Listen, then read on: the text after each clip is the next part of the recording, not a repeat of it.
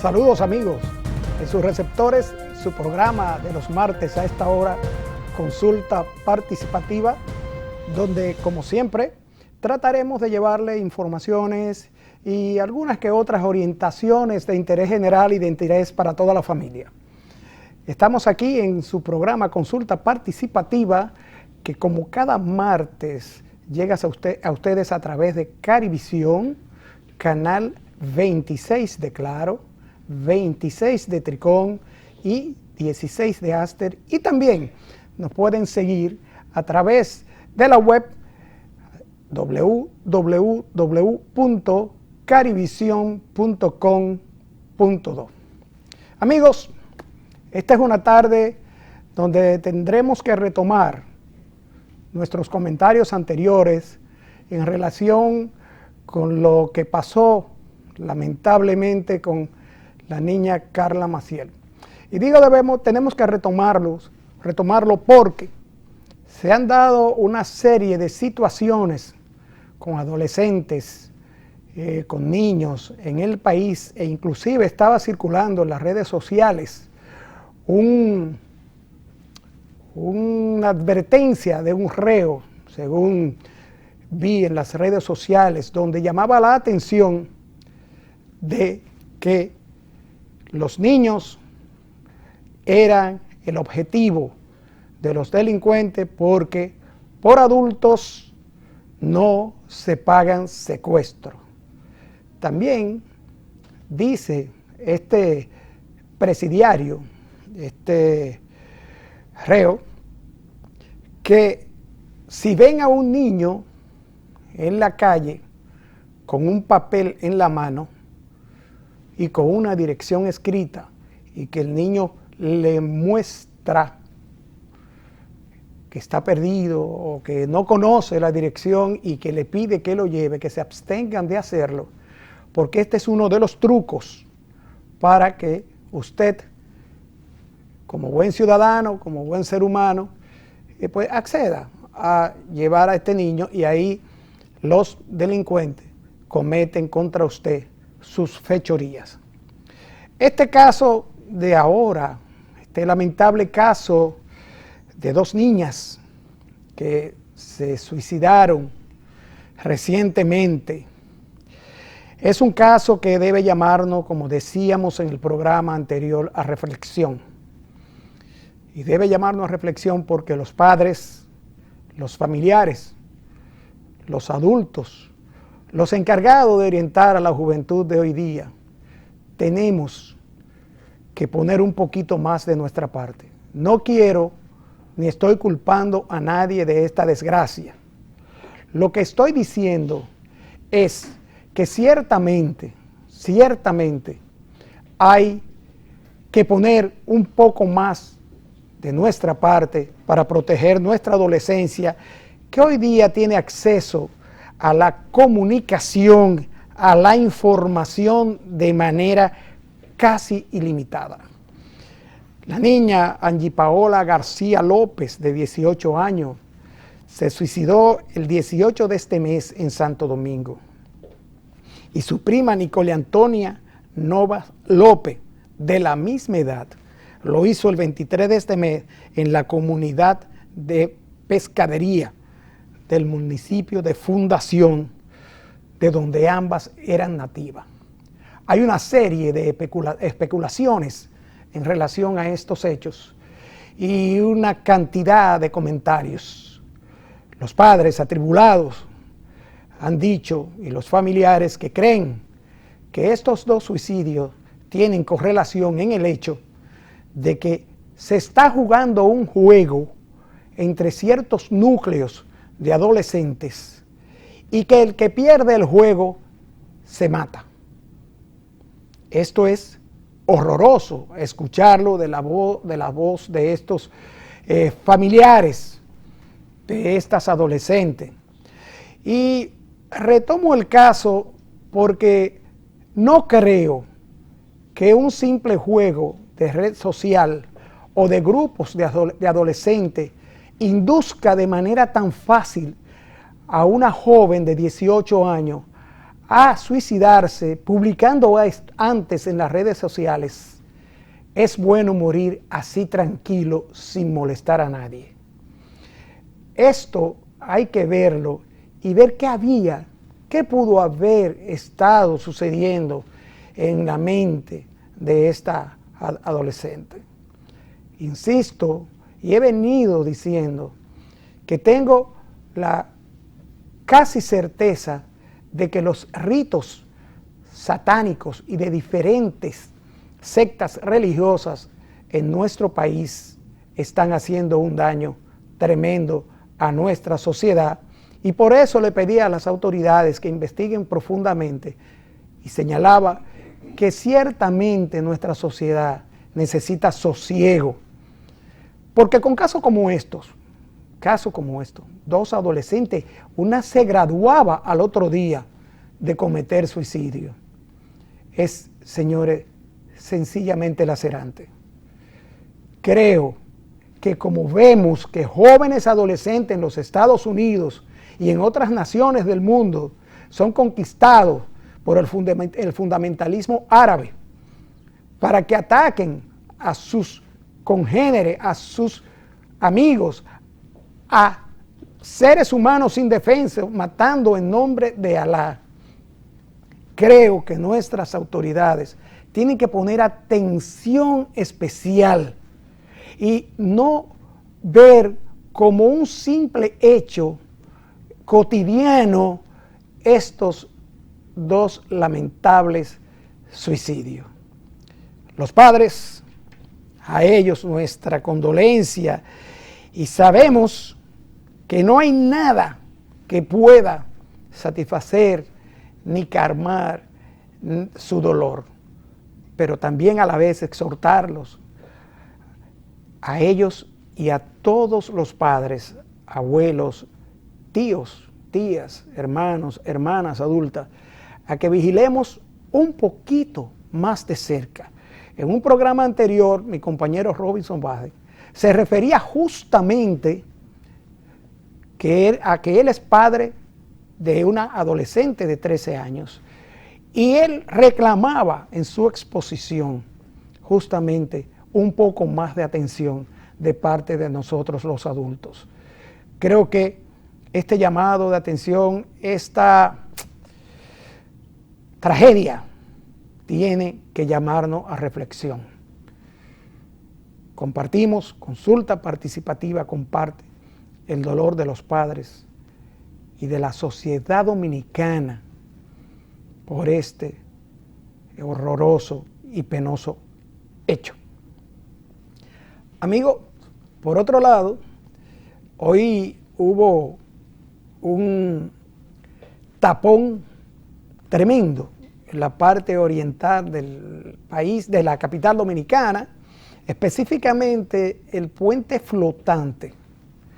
Parece ser que comenzó por una avería, como se llama en argot marítimo, a hacer agua, y el mismo director de la autoridad portuaria tuiteó que por favor evitaran la ruta porque el puente flotante estaba averiado. Recuerdo que no hace mucho el ministro de Obras Públicas, al cual insisto, tenemos que mencionarlo en todos nuestros programas, había ordenado, y de hecho se estaba trabajando en la estructura de flote, la estructura de arriba del puente flotante, y yo vi cómo se estaba sordando barandillas, tapando, poniendo corrección en juntas y en huecos y esas cosas.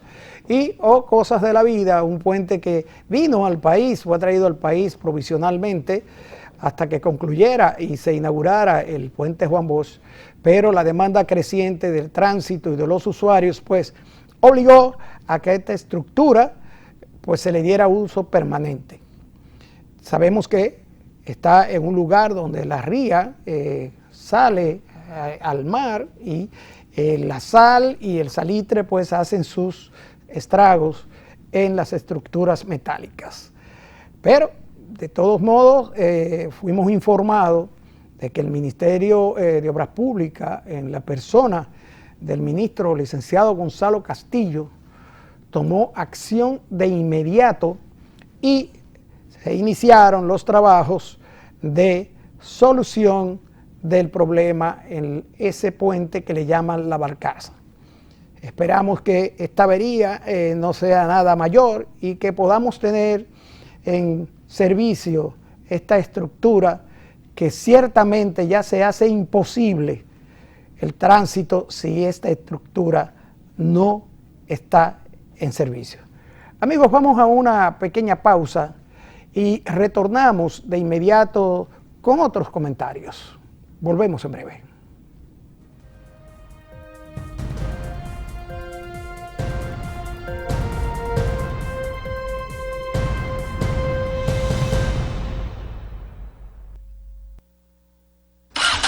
Lonsing no es una simple marca de motor.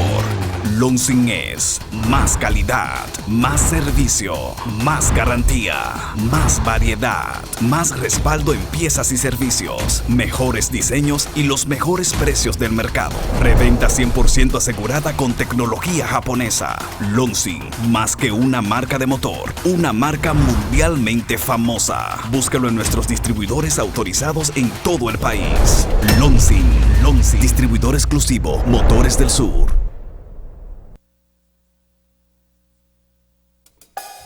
Ser hombre es mucho más que una palabra. Ser hombre es respetar, cuidar y satisfacer a la mujer que amas. Ser hombre es Vigosex, estimulante sexual masculino. Más vigor, más placer, más satisfacción. Búscalo en su farmacia más cercana. Distribuidor autorizado Disfármaco. Vigosex.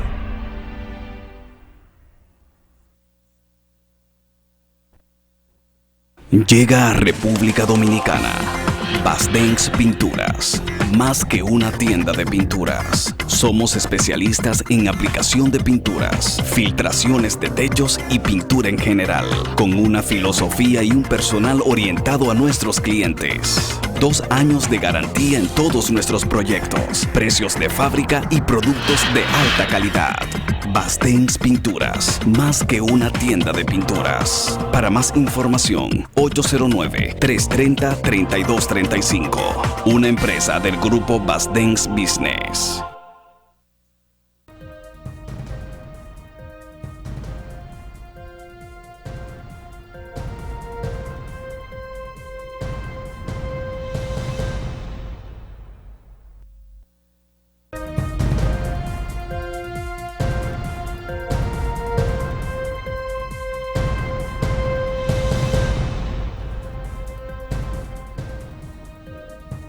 Bien, amigos, estamos de vuelta con ustedes.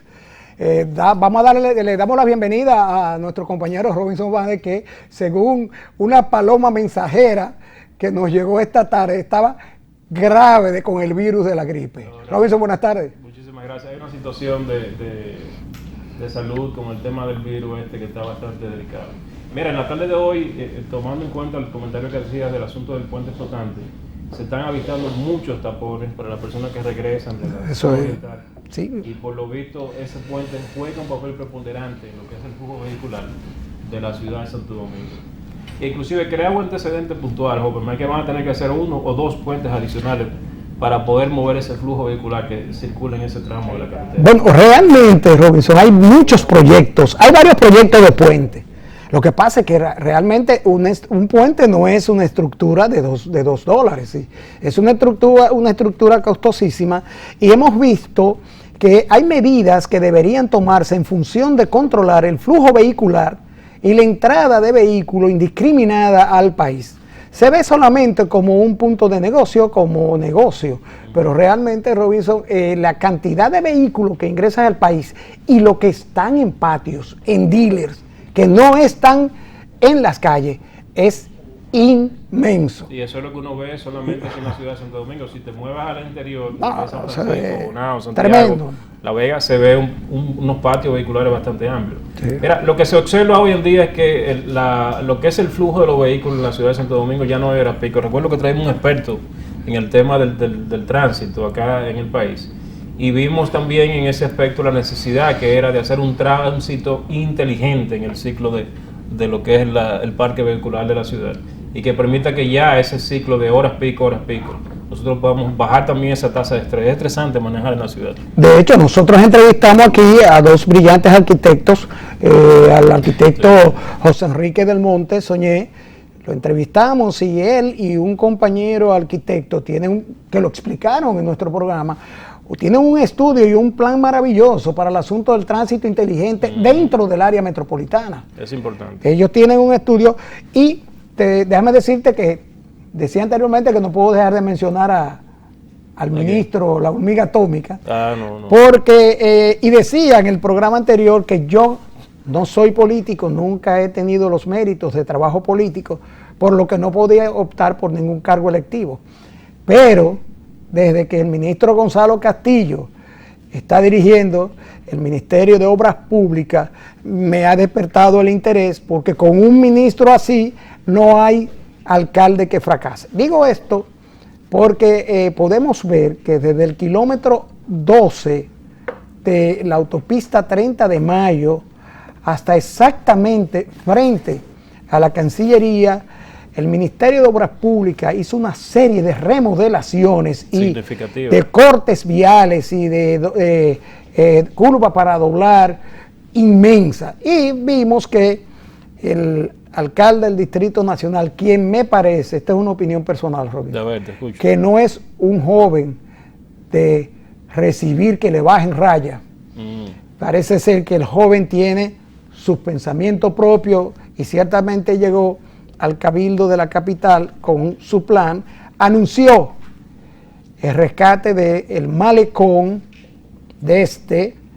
justamente a partir de ahí, de la Cancillería hasta el Obelisco. Sí, que es necesario. Esto que dice el alcalde David Collado es muy interesante porque primero de seguro va a tener el apoyo como lo ha tenido. O sea, hasta la Plaza Juan Barón. La Juan Barón, el apoyo del ministro Gonzalo Castillo. Y segundo, porque el joven de manera tajante ha dicho que va a recuperar el malecón para los dominicanos y los turistas que nos visitan.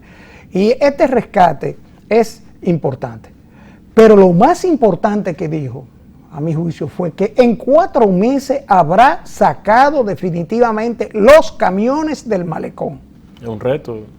Oigan bien. Una declaración atípica. Una declaración contundente, porque ese es un mal de mucho tiempo. Pero el nuevo alcalde dijo que sacará. Y hay que hacerlo. Hoy cuando venía hacia Carivisión, hacia el canal, a la altura del kilómetro 10, de la autopista 30 de Mayo, habían 3 volteos cargados de arena, señores. 2 con la asistencia vial del ministerio, ayudándolos a cambiar estas ruedas lisas, señores, con la que transitan estos camiones cargados de arena, poniendo en riesgo la vida, y no solamente los camiones areneros, también los furgones, los cabezotes que transportan furgones con grandes cargas, furgones de 40 pies, de 4.000, 20.000, 10.000 toneladas.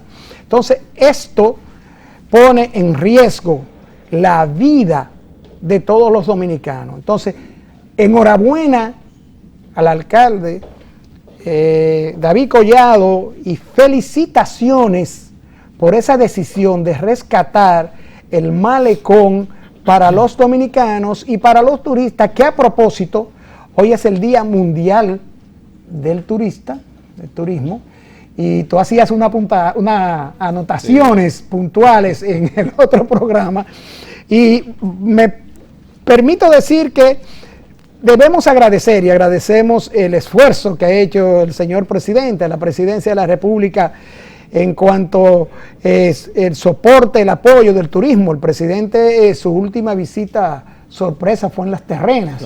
Prometió obras. Donde prometió apoyo total al turismo. O sea que las cosas parece que van por buen camino. Sí, no, y el informe que presentaba precisamente el ministro de Turismo sobre el crecimiento que hemos tenido en el aspecto turístico en la República Dominicana y la meta que hay de tener 10 millones de personas visitando el país, y creo que es bastante loable. y en ese aspecto es una materia que vamos creciendo. También habló de los proyectos que había de llevar el turismo, no solamente en la parte promocional, que era un tema que tocábamos acá en un programa anterior, de no solamente llevar el turismo a nivel local, sino llevarlo a playas internacionales, donde también se vea la belleza y la plenitud de la República Dominicana en ese aspecto. Creo que ahí es una materia cumplida y queremos felicitar al ministro en esa loable labor que ha realizado hasta el momento. Bueno, un comentario breve, señores, el debate al cual no nos podemos sustraer, el debate de los dos candidatos a la presidencia, a la comandancia en jefa de la gran nación norteamericana. ¿Qué te pareció el debate? Hillary Clinton se lo metió en un bolsillo a Donald Trump. Se lo metió en un bolsillo. No hay que olvidar que Hillary Clinton es una mujer de Estado, es una mujer que viene de ser 8 años primera dama de la nación más poderosa del mundo, senadora, secretaria de Estado. Sí. Oye, decir secretario de Estado en los Estados Unidos no es solamente manejar la política internacional de los Estados Unidos, sino que eso tiene que ver, eso es una mezcolanza con el asunto de la defensa, los intereses comerciales, los intereses económicos.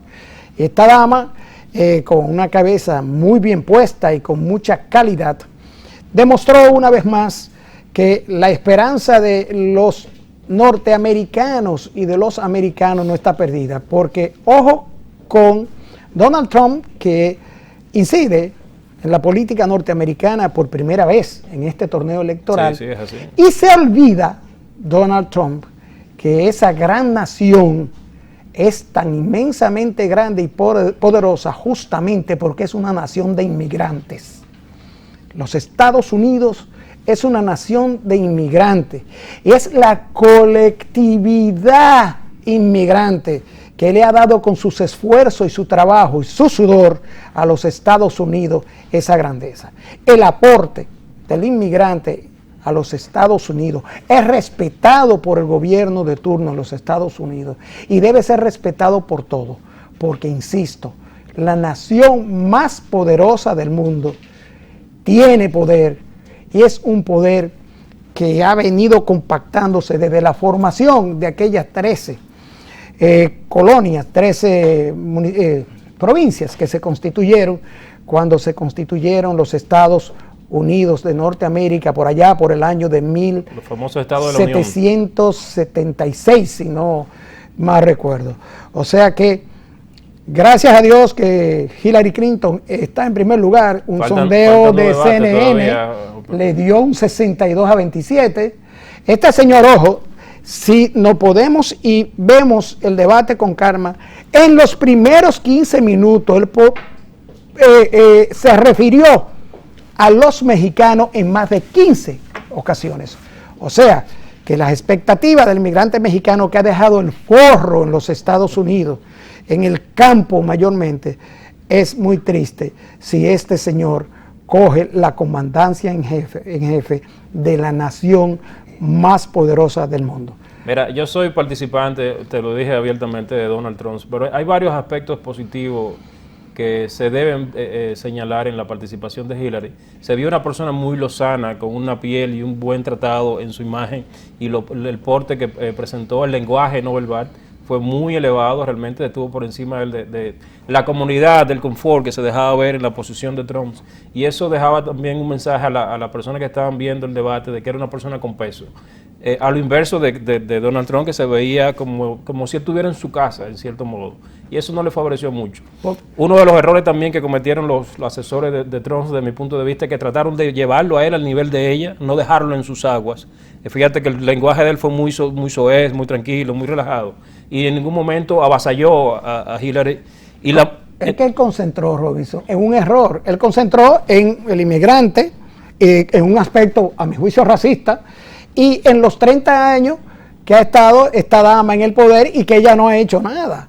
Realmente ella no ha sido jefe de Estado en los Estados Unidos. El que recuerda que el discurso de Trump siempre ha sido detrás de ese voto conservador de los estadounidenses, que son el 70% de la población votante. Detrás de eso, ¿cuál está? Y por lo visto, fuera del protocolo de que uno pueda mencionar si le fue bien o fue mal en el debate, a él le ha funcionado porque derrotar 20 candidatos para él llegar a ser el principal candidato del partido creo que le da mérito suficiente para entender que el tipo no estaba tan loco como decíamos muchos en su principio, y lo ha colocado bien. Quizás no sea el espacio idóneo para él ser el presidente de los Estados Unidos.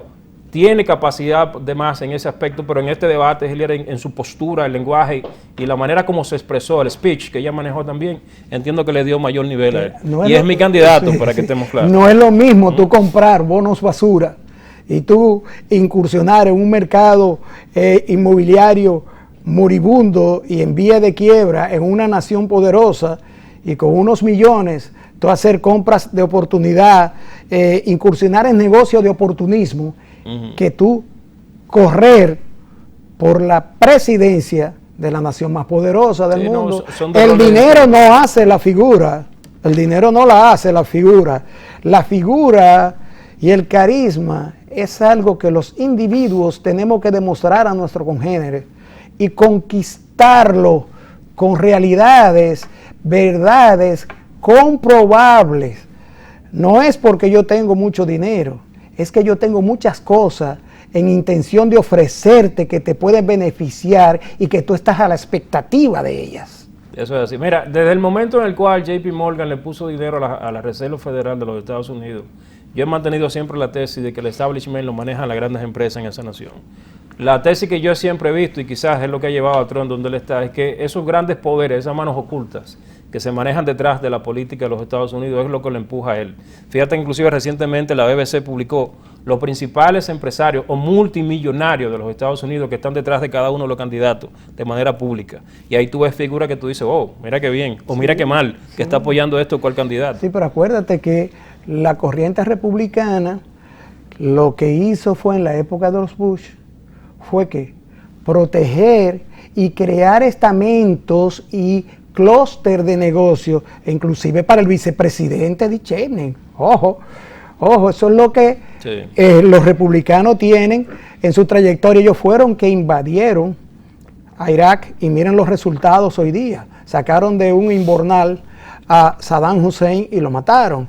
Agarraron a su socio, Muammar Gaddafi, y hicieron lo mismo. ¿Y cuáles son los resultados?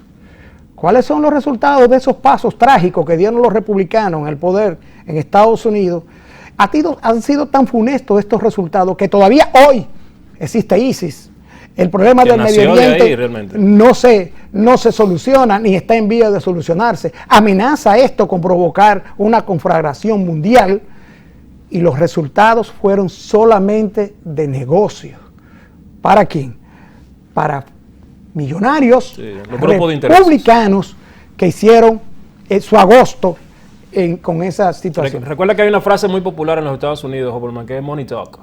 El dinero habla. Money talk. Entonces, por eso es que el establishment es quien realmente rige en los Estados Unidos. Es así. Amigos, llegaron nuestros invitados. Hacemos una pausa y retornamos de inmediato con la visita de técnicos especialistas del Archivo General de la Nación.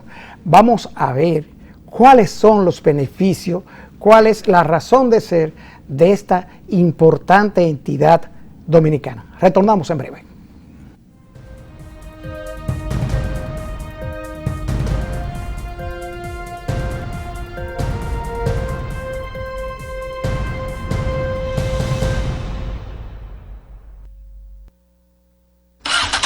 Lonsing no es una simple marca de motor. Lonsing es más calidad, más servicio, más garantía, más variedad, más respaldo en piezas y servicios, mejores diseños y los mejores precios del mercado. Reventa 100% asegurada con tecnología japonesa. Lonsing, más que una marca de motor, una marca mundialmente famosa. Búscalo en nuestros distribuidores autorizados en todo el país. Lonsing, distribuidor exclusivo, Motores del Sur.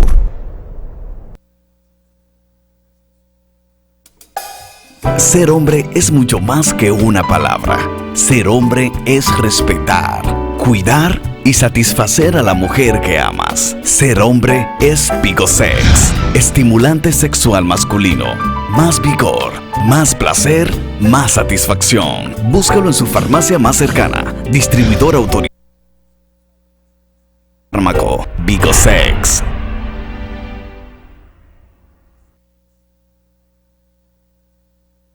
Llega a República Dominicana Basdengs Pinturas. Más que una tienda de pinturas, somos especialistas en aplicación de pinturas, filtraciones de techos y pintura en general, con una filosofía y un personal orientado a nuestros clientes. 2 años de garantía en todos nuestros proyectos, precios de fábrica y productos de alta calidad. Basdengs Pinturas, más que una tienda de pinturas. Para más información, 809-330-3235. Una empresa del grupo Basdengs Business.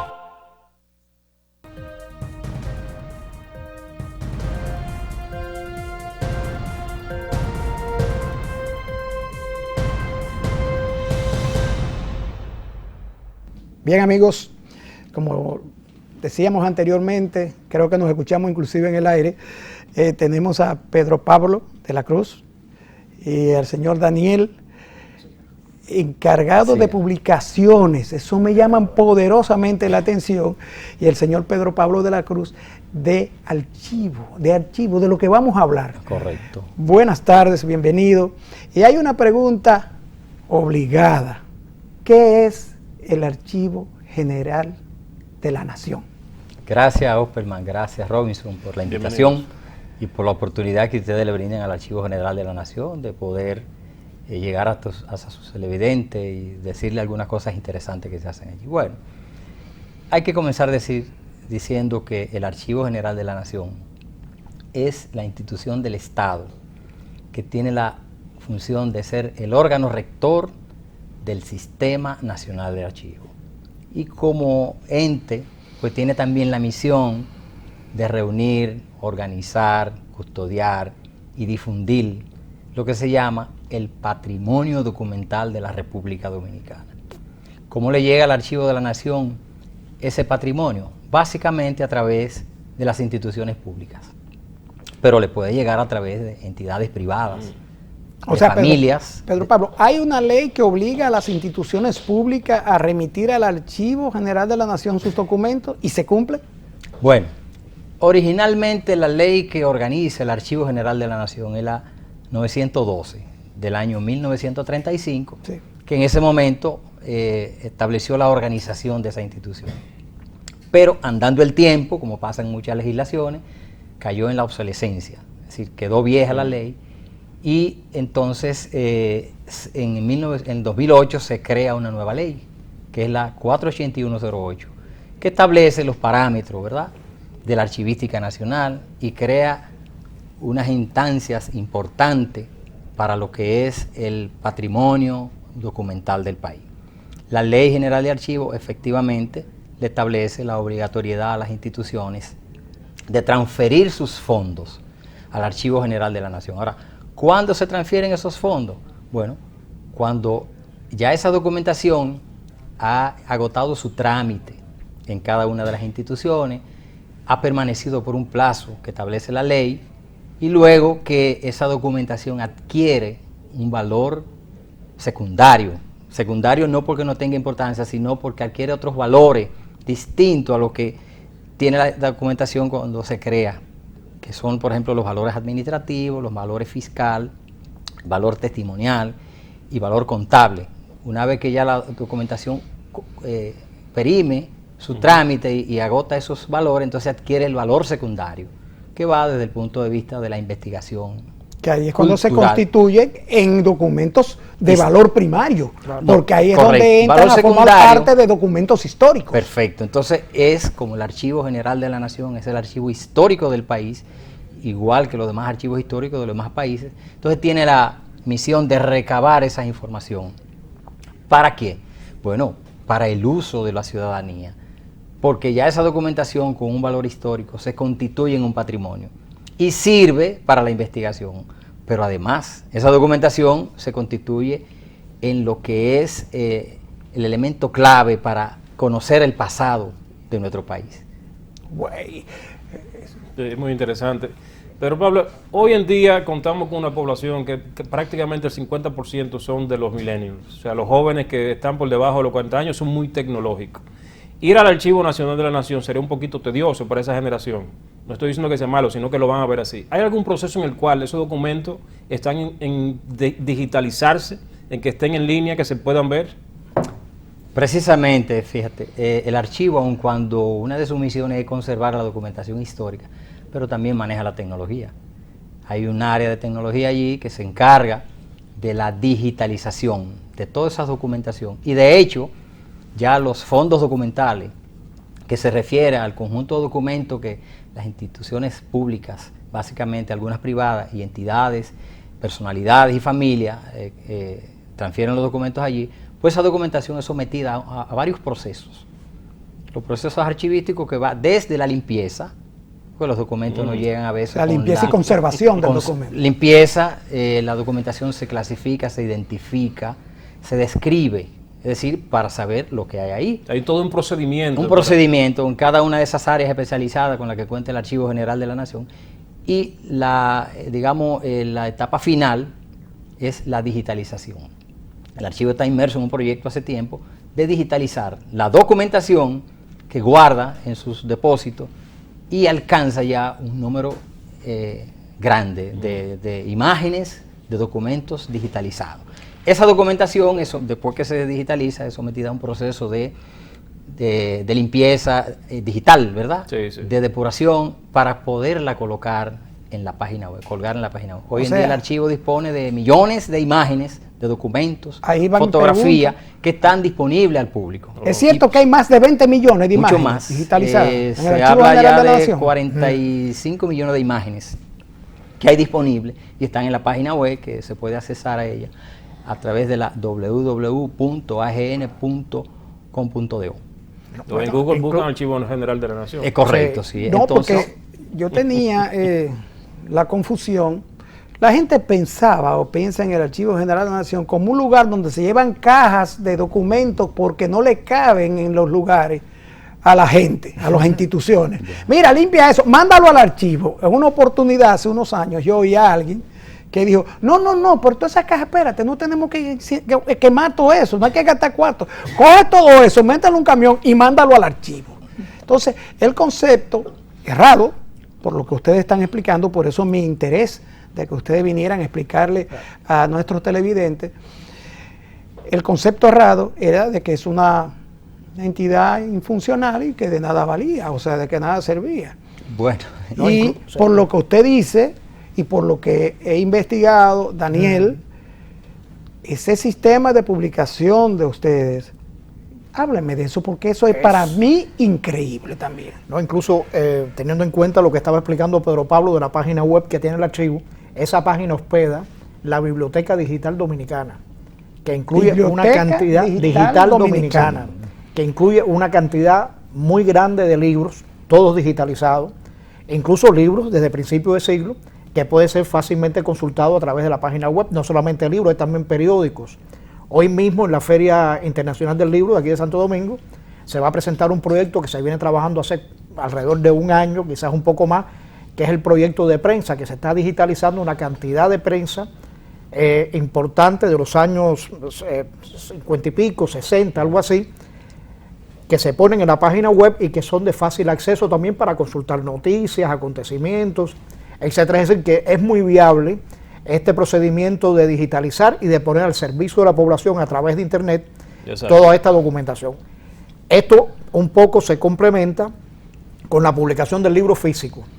Pedro Pablo también mencionaba un aspecto del trabajo del archivo, que es la difusión, que es, digamos, la parte un poco que nos toca a nosotros en el área de publicaciones del Archivo General de la Nación. Es decir, hay un área que tiene un equipo de especialistas que se dedica a la preparación de los libros y que a partir de ese esfuerzo que se lleva de una manera sostenida hace prácticamente 10 años, quizás un poco más de 10 años, pues anualmente se publican alrededor de 28 o 30 libros. Gran parte de esos libros son el resultado de trabajos de investigación que realizan los investigadores en los propios fondos del AGN. Es decir, el AGN pone a disposición esos fondos que ya han sido, digamos, como explicó Pedro Pablo, sometidos a todo un proceso de conservación, de limpieza, de digitalización, etcétera, los pone a disposición de los investigadores. Aclarar que cuando ustedes, dicen fondo, no nos referimos a dinero. No, documentación. Documentación. Okay. Correcto. Y como resultado de todo ese trabajo, bueno, muchas de las publicaciones que hacemos son el resultado de esos procesos investigativos. Además de otros libros que nos llegan y que sobre la base de un grupo de expertos que llamamos comité editorial, se analizan, se evalúan, se define el interés de publicación y también se adicionan a esos planes, teniendo en cuenta que el perfil de publicaciones del archivo tiene en primer lugar la historia, y la historia dominicana en particular.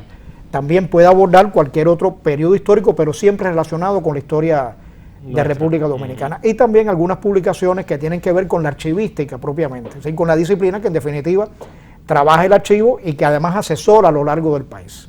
Correcto. Okay. O sea que ustedes también hacen no solamente la labor de publicación en función de los fondos que depositan, sino que tienen y hacen ciertas investigaciones históricas. Sí, para avalar, para confirmar algunos estudios, la veracidad, ¿cómo se llama eso? La legitimidad de los documentos, ¿no? Incluso hay una voluntad de difundir y de auspiciar y estimular la investigación, y desde el año pasado se convocó a un Premio Nacional de Historia, que se llama Premio Nacional de Historia Betilio Alfao Durán, que lo obtuvo el autor José Vázquez con una investigación relacionada con el periodo de Mont Cáceres. El libro se va a presentar en la próxima feria del libro de historia dominicana del archivo, la que realiza específicamente el archivo. ¿Cuándo es esa feria? Va a ser en noviembre. La feria, sí, en noviembre va a ser. Es en la última semana de noviembre, si mal no recuerdo. Correcto. Y ahí se va a presentar por primera vez el libro que fue objeto de ese premio.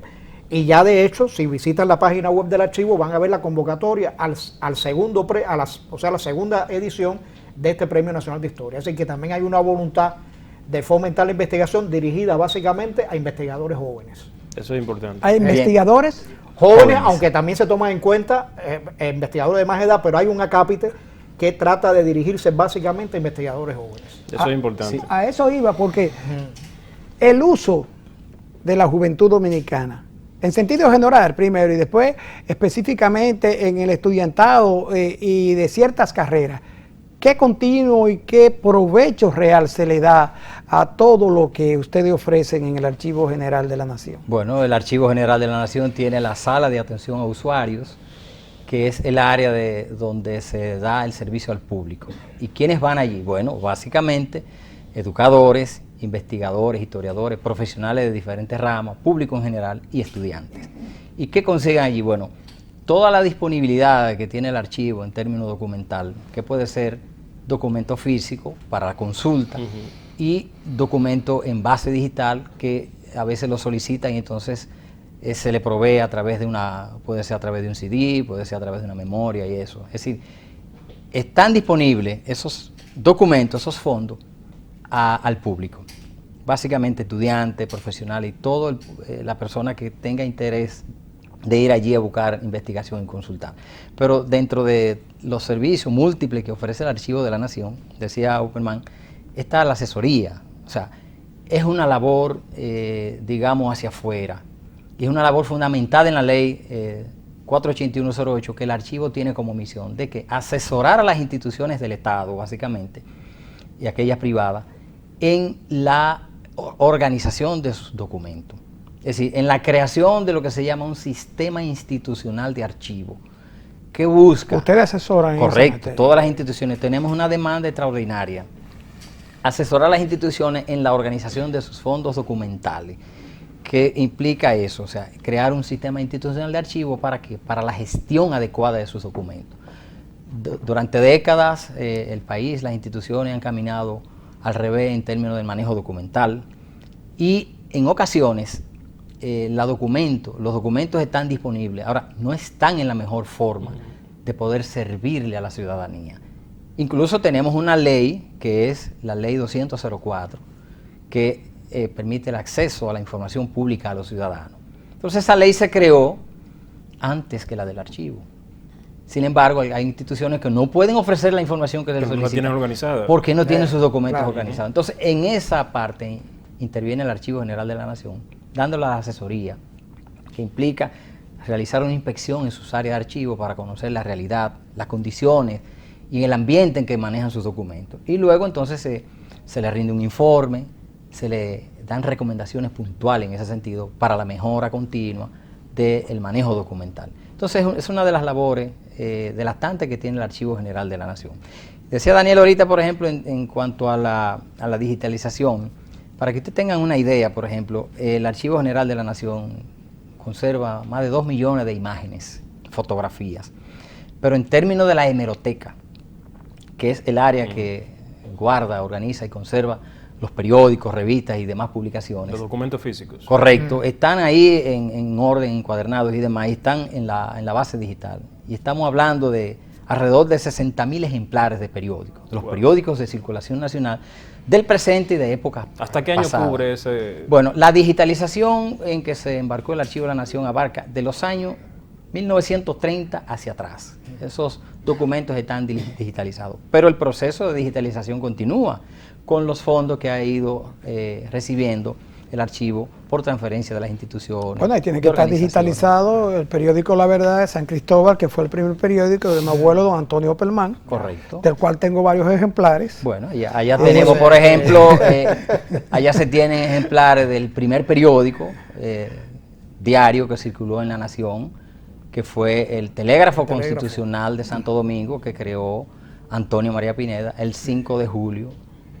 El 5 de abril de 1821, ahí hay un ejemplar, y otros periódicos más de esa época están allí. Escuchándolas, realmente se ve el valor de la institución. Yo creo que, hablando de los jóvenes, sería interesante también mencionar que el archivo tiene 2 publicaciones periódicas.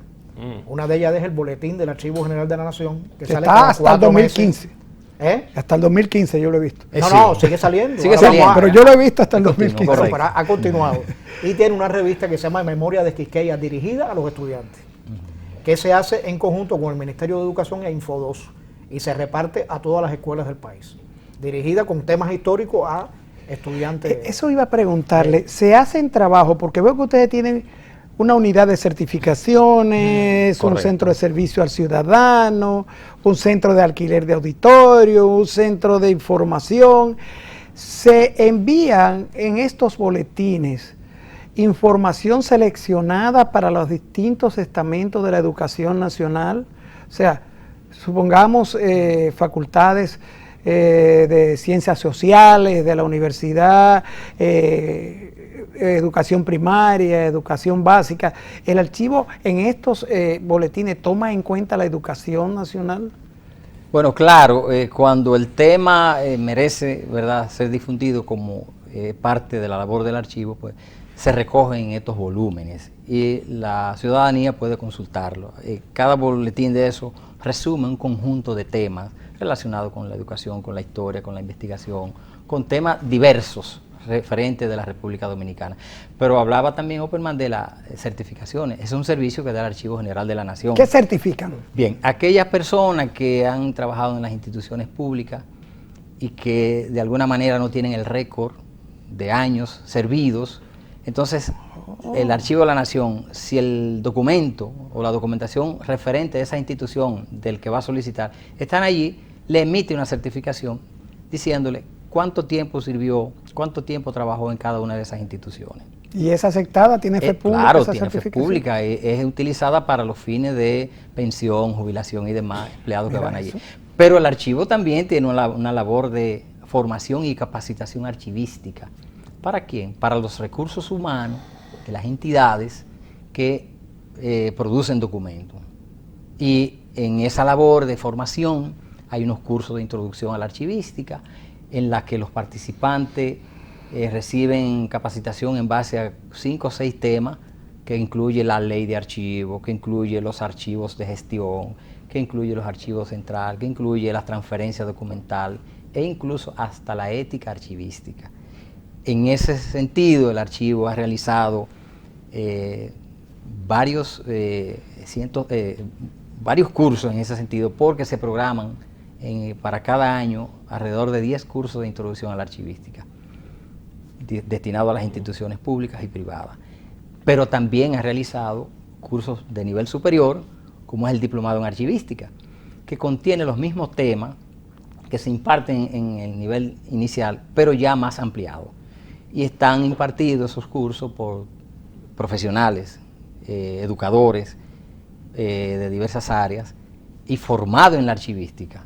Y entonces de esos cursos diplomados se han impartido 27. Esto es en las instalaciones se imparten en las instalaciones del archivo o en ocasiones se puede llegar a un acuerdo con la entidad que solicite el curso y se le imparte en sus instalaciones, porque muchas veces involucra 20, 30 empleados de una institución y se le dificulta que se trasladen allá. Entonces, de estos cursos incluso se han impartido en la región norte, en Santiago de los Caballeros, en La Vega, en San Francisco de Macorís, en el este, en San Pedro de Macorís, en el sur, en San Juan de la Maguana, donde hay ya el primer archivo regional del país, que realiza las funciones homólogas que realiza el Archivo General de la Nación aquí en Santo Domingo. Eso es bastante interesante. Escuchándolo realmente y viendo que vamos manejándolo como en dos mundos, lo cual es muy positivo, o sea, en lo que es la parte de los documentos físicos, pero al mismo tiempo ir manejando las generaciones futuras. Correcto. ¿Cómo se puede hacer que la población per se conozca ese trabajo que ustedes están haciendo y que la juventud se involucre más con este tipo de desarrollo que lleva la institución de ustedes? Bueno, hay varias vías. Una es acceder a la página web www.agn.gov.do o visitando el Archivo General de la Nación, cuyas puertas están abiertas de 8 de la mañana a 3 de la tarde. Dentro de los servicios que usted ofrece, hay dos servicios que me llamaron la atención. Servicio de organización de transferencia de documentos, servicio de elaboración de tablas de retención Correcto. Y valoración documental y servicio de organización de fondos documentales, es decir, servicio de organización de estos folios para que sean llevados hacia ustedes. Hábleme de esos tres servicios de transferencia, servicio de organización de transferencia. Muy bien, documental. Eso es parte de la asesoría, como lo establece la ley. Las instituciones del Estado básicamente deben conformar un sistema institucional de archivo. ¿Qué es ese sistema institucional de archivo? Bueno, un conjunto de acciones, procesos, decisiones y medidas que se adoptan para el manejo de la documentación, desde que los documentos nacen en la oficina hasta que son enviados a un archivo histórico, como es el Archivo General de la Nación, o sencillamente aquellos documentos que no merecen ser transferidos porque no alcanzaron el valor requerido, entonces se propone su eliminación. En esa labor, entonces el archivo crea un equipo técnico multidisciplinario a solicitud de las instituciones, o en el caso de que alguna institución presente algún inconveniente, que le llegue la información al Archivo General de la Nación de que sus documentos están en peligro de perderse o de deteriorarse, entonces se integra esta misión, vamos allí, nos reunimos con las instancias superiores, con los mandos medios y los encargados de los archivos, y hay un conjunto de orientaciones que se le da, comenzando, como le decía, una inspección en sus áreas de archivo. Ustedes habrán visitado alguna institución y se dan cuenta que llegan a un departamento y tienen documentos en el suelo, documentos en cajas, en fundas negras, documentos debajo de calera. Entonces, podrido por la humedad, corroído por las polillas. Correcto, y todo esto. Entonces, ¿por qué? Bueno, hay un desconocimiento a veces de quienes manejan los documentos de las instituciones, que entienden que una vez que ya lo elaboraron y cumplió su trámite, lo ponen donde quiera. No, el documento, como dicen, el documento habla, el documento tiene valor mientras está en la institución, y el hecho de que a veces hay un tranque en el proceso administrativo, porque cuando el gerente le pide al subalterno que le traiga el expediente de Openman, por ejemplo, y no lo consigue, es porque no hay una organización adecuada, no hay una gestión eficiente de sus documentos. Ahí entra el Archivo General de la Nación. Ese servicio está establecido. ¿Las asesorías a las empresas privadas? Las asesorías. Bueno, hay privadas que solicitan la asesoría y de igual manera se le ofrece ese servicio, con la idea de que puedan en un tiempo más o menos prudente organizar sus documentos. ¿Y qué beneficio les reporta a las instituciones? Bueno, que cuando ya logran establecer esa organización, tienen más transparencia en el manejo de sus recursos, de su documentación y de su información.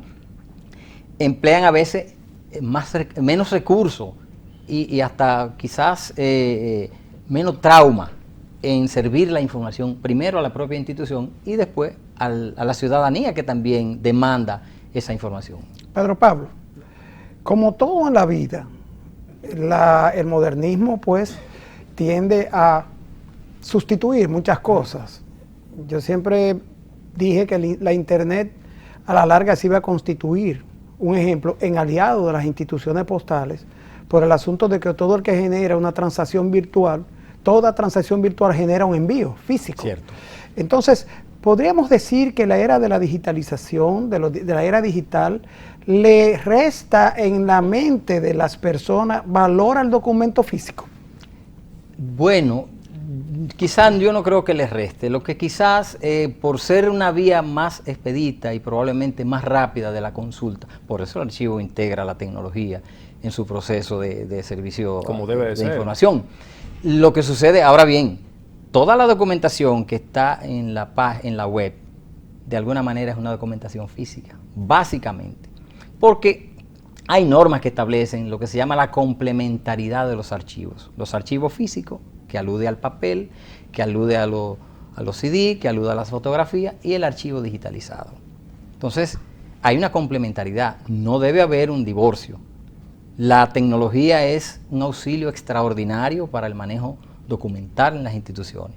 Ahora, no quiere decir que el documento físico lo tengan que eliminar, porque deben agotar un proceso primero legal y lógicamente un proceso técnico. Y la parte de digitalizar los documentos también permite que sean más longevos en el tiempo. Que permanezcan. Exacto. Porque también la documentación ya cuando entra en el valor histórico, en la condición ya de valor secundario, entonces el manejo, la manipulación tiende a degradarla. Entonces la digitalización es con la idea de que se toque lo menos posible esos documentos, esos fondos, que están guardados en depósitos donde se conservan en un ambiente adecuado, ¿verdad? Con control climático, evitar la entrada de plagas, control de luz y de otras impurezas que puedan dañar esa documentación. Bien, bueno, amigos, nosotros vamos a tener que hacer otro programa con el Archivo General de la Nación, porque ciertamente esta información que ustedes han servido hoy, yo confieso que no tenía conocimiento de esos servicios que en beneficio del interés social ustedes ofrecen. O sea, que vamos a comprometer al Archivo General de la Nación para un próximo programa. Ay, me dio ansiedad, yo voy para allá. Pero hay un asunto, mire, sí, porque tu profesión te exige tener información. Son tantas las informaciones que tenemos allí que a veces no nos da el tiempo, pero incluso ahora mismo se está organizando un diplomado en Ciencias de la Información. Wow. Ese diplomado inicia ahora el 10 de octubre. Vamos a ver si aceptan un viejo. Se ha concitado mucha atención para ello y incluye profesores de alta graduación que van a impartir eso. Bien. Doctores, historiadores y maestros. Bien. Bueno, señores, amigos televidentes, las gracias a Pedro Pablo de la Cruz y a Daniel García, que han tenido la gentileza de venir a esta consulta participativa para dar a conocer parte de las labores de esa institución que debe ser preservada por todos los dominicanos. Gracias y les reiteramos la invitación para un próximo programa. A ustedes, amigos, gracias por estar con nosotros en su consulta participativa. Muchísimas gracias.